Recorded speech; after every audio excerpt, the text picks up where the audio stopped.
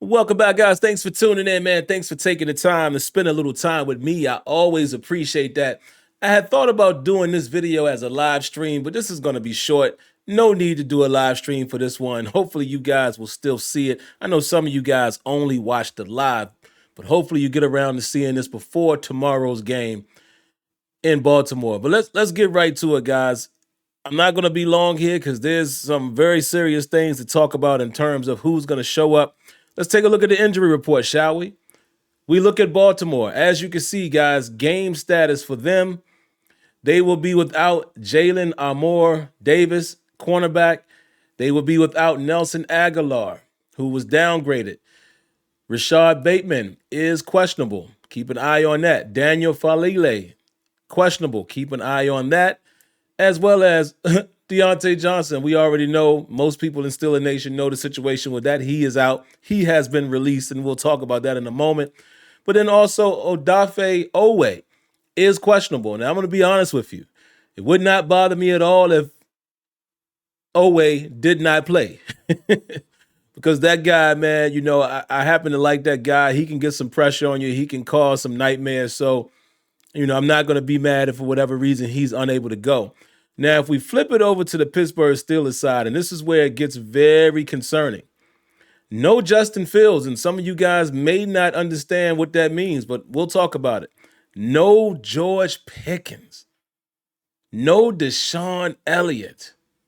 Questionable Dante Jackson and questionable Larry Ogunjobi. Now, we don't know if these gentlemen are going to play. But I'm here to tell you right now, man, no George Pickens again and no Deshaun Elliott is huge. Huge.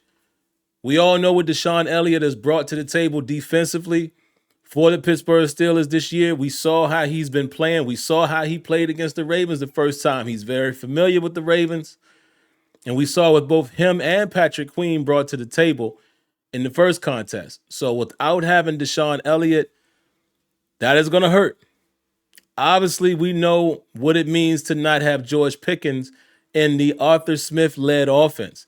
That is another significant blow.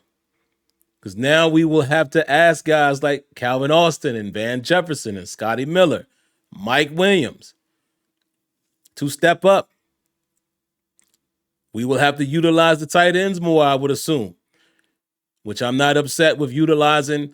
Pat Fryer moved more. Moved has come to life a lot more this season, especially with Russell Wilson. But then also we need to use some Darnell Washington. But this is not going to be good, folks. It's not. Justin Fields being out is a blow as well. Here's the reason why. Number one, Justin Fields, you heard Mike Tomlin say a few weeks ago, he did an outstanding job replicating Lamar Jackson in practice. Obviously, if he has not practiced, couldn't do that this time. Now, I know some people are going to say, oh, we're familiar with Lamar and blah, yada, yada, yada. But guys, practice always matters. So you take that part of it. But then also, we can't do anything tricky. No type of tricks as far as quarterback sneak or RPO and things like that. Now, I'm not saying we can't sneak with Russell, but what I'm saying is we can't even pose the threat of bringing Justin Fields into the game with short yardage situations where that defense now has to think, is he going to keep it? Is he going to pull it? Is it a play action? Is he going to pass? No. This will be Russell Wilson and Russell Wilson only in this contest. Like I said, not even posing the threat of bringing in Justin Fields for a few snaps in key situations. This is going to be tough. Dante Jackson, if he's unable to go, then we're talking about James Pierre on the outside primarily. However you feel about that. And then Larry Ogunjobi. We definitely need a guy like Larry O to help stop the run. So I'm going to keep it very simple in this one, guys. The keys to victory for the Pittsburgh Steelers to go into Baltimore with everything that's on the line for Baltimore, they're going to have to play keep away. We're going to have to find a way to run the football very well and play keep away. The Steelers will need to win the time of possession.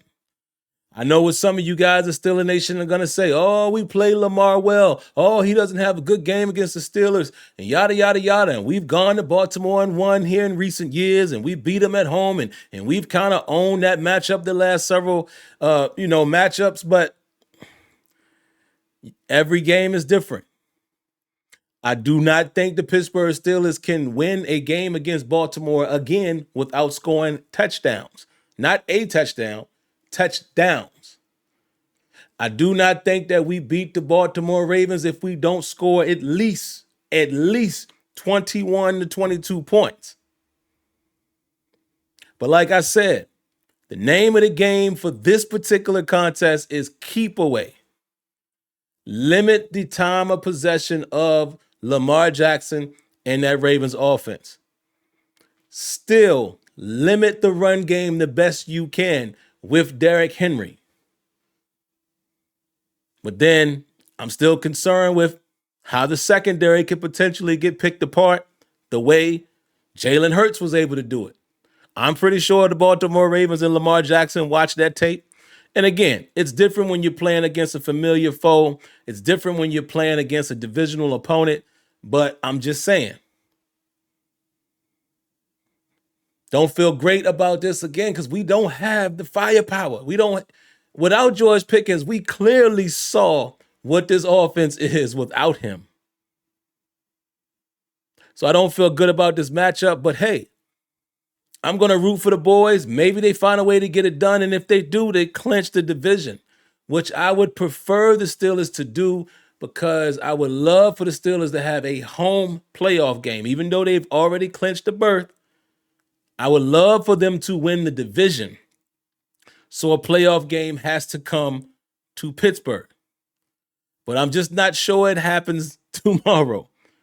I'm not sure it's going to happen, guys, because again, just looking at the injury list, it is not good for the Pittsburgh Steelers to be without George Pickens, obviously. It is not good to be without Deshaun Elliott.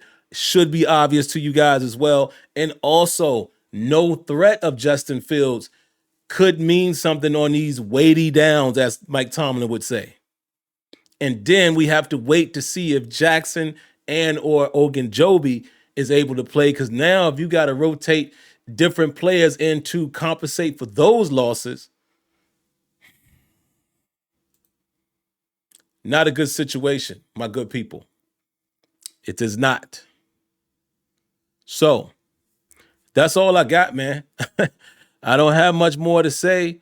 Like I said, if the Steelers are going to get it done, it's going to have to come from the time of possession game, the field position game, slowing the game down in terms of maintaining possession, but in a sense, speeding the game up, bleeding the clock out with maintaining possession and running the football and sustaining drives.